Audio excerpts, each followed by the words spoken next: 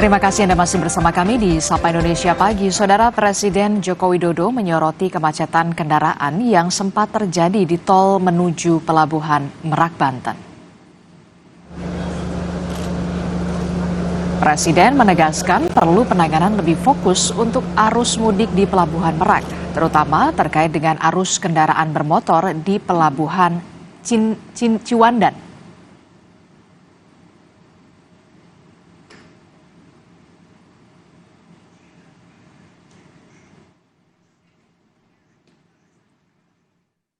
Saya melihat secara umum